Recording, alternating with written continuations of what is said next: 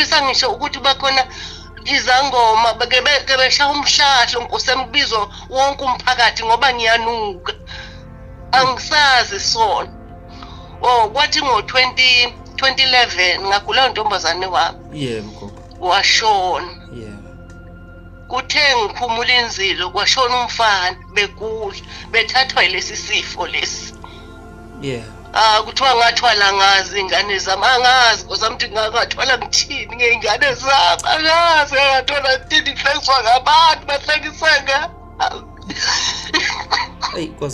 angazi ngoba kunalutho lekhathi ngathwala ngezongasezani kubuhlungu mntanami kubuhlungu. Ngiyaxolisa Gogo ukuthi ngize udaba olubuhlungu kangako lokuphatha kabi.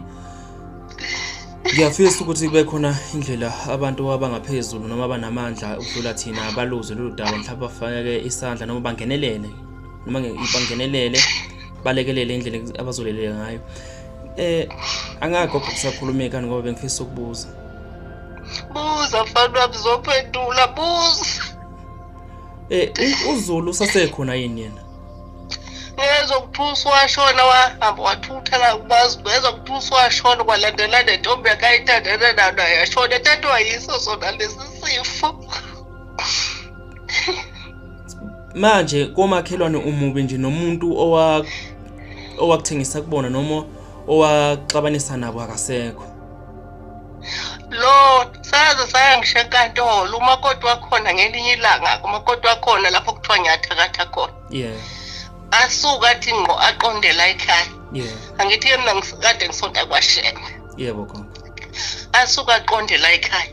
Ngime kanje eminyango ngivimbe ngafuna angena phela bathi Ngyathakatha. Yeah. Athi mama Ndlovu ngizohlambuluka ngicela ungidedele ngene ngithi mina ungene kwaMthakathi uzofunani kwaMthakathi. Hayi angincenga ngathi hayi ngizohlambuluka mama Ndlovu sengihlalile nawe ngimdedela ngene. Athi mama Ndlovu ungamiyeki uShembe kufanele aba nisekhononke la ekhaya kade sikuhambela kuntombi phezulu siphinde sikuhambela la ngemuva kuZulu kodwa nakho namanje usekhona futhi sengibonile ukuthi lento kwakuthiwa Ngyathakatha awuyona ngoba siyanibona niyathenga niyadla nanjoba nathi sihle. Yebo. Ngathi mina lento ungayimela emaphoyiseni wathi sasuka lapho sahamba sayisitenge emaphoyiseni safika lapho sathola amandi kwabhalwa phansi wabhala yonke into phansi kwabiza abantu laba abangamaphoyisa abakazi kahle ukukhuluma isiZulu kwabhalwa phansi yonke into wasayini into engona ngayo ngona ukuthi ngayothathi lamaphepha ngibuye nayo. Yeah basale la ukuwona bebhala ku ngoba kubuhlungu mntanami njengoba ngishona izingane zami ungathi washo leyo makoti wathi kufanele abanisekho la ekhaya kade sinihambela intombi phezulu saphinde sahamba la kuzofanele ngabe senafanoka emva kwalokho kwatshona izingane zami kodwa ngithi mina zathathwa uNkulunkulu ngoba zazigulela vese.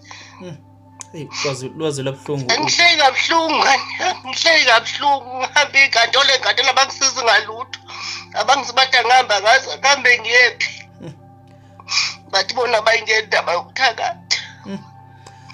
Ngihleki kabuhlungu etebe ngibhada kulo kuthiwa mina ngathwala ngezingane zami inani ngingathola ngezingane zami ngifunani. Ikwazi kabuhlungu ngoba ngisho ngihlupheke kodwa abangindekane zami ngicebile kunakho konke kodwa njengoba nje ngasenangane kunengane zuthu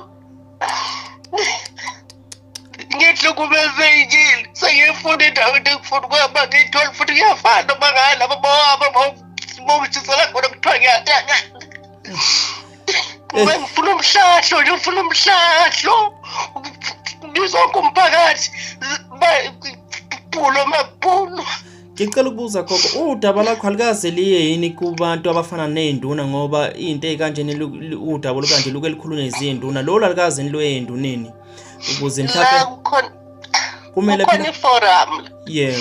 Ngayifonela iforum yafika la ekhaya. Yeah. Yathi ngihambe la ngithi yathi ngihamba ngazi ngenduneni kuphela thina ngisaza amakhansela.